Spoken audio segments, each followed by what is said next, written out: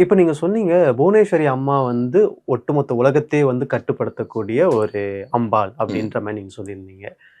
அப்போ பிரபஞ்சத்த கட்டுப்படுத்தக்கூடியவர் வந்து சிவன். ம். அப்போ புவனேஸ்வரி அம்மா வந்து வெறும் உலகத்த மட்டும் தான் கட்டுப்படுத்த முடியுமா? இல்ல அவங்களும் பிரபஞ்சத்தையே பிரபஞ்சத்தோட உள்ளடக்கம், பிரம்மத்த அடக்கம்ங்கிறது தான் பிரபஞ்சம். பிரபஞ்சத்தோட ஆற்றல் வந்து அம்மா வேற, ஈஸ்வரன் வேற இல்ல. ம். நீங்க புவனேசின்னு உதிக்கும்போது பின்னாடி என்ன வருது? சீன்னு வருது. ஆ. உள்ளுக்குள்ள அதாவது சதாசிவனையும் பீடமாட்ட கொண்ட சிவேங்கிறாரு சாந்தானந்த சுவாமி. சதாசிவனையும் பீடமாட்ட கொண்ட சிவேங்கிறாரு சாந்தானந்த சாமி.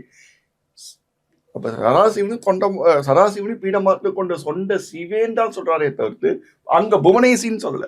அப்ப அது என்ன அர்த்தம்? புவனேஷியும் அம்மா சுவாமியும் வேற இல்ல. நம்ம இது அடுத்ததுல இதுல ரொம்ப ரொம்ப அழகா இருக்கக்கூடிய ஒரு வரிகளை பார்த்துருவோம். ம். புவனேஸ்வரி கவசத்துல ஃபர்ஸ்ட் அம்பால வந்து போற்றுறது. அது என்னன்னு பார்த்தீங்கன்னா, அங்குச பாசமேந்தி அபயமே வரதம் தாங்கும் பங்கெருக்கரத்தல் பீதாம்பரமணி இடையுள் பொற்புல் பைங்கிளை நிரம்பிய பூண்டால் 16 கலையெடுத்துள் பொங்கிய ஓரெழுத்தால் புவனேசி பாதம் போற்றி. அந்த பொங்கிய ஓரெழுத்தால்னு இருக்கே, அது எல்லா உபாசகர்களுக்கும் தெரியும். ம். அது என்ன வார்த்தை? நான் சர்வம் புவனேஸ்வரின்னு சொல்லியிருக்கேன். அதுக்குள்ளேயே சூட்சமமா கொடுத்துருக்கேன். அம்பாளோட பரிபூர்ண அனுகிரகம். அது என்ன வார்த்தை? அப்படிங்கிறது எல்லாருக்கும் தெரியும்.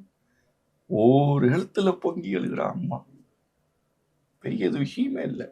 ஆனா அது வாங்குறதுக்கு சில ஞாசங்கள்னு சொல்லக்கூடிய ஞாசங்கள் இருக்கு, வழிமுறைகள் இருக்கு. ம். அது குருவோட தீட்சை வாங்கணும்.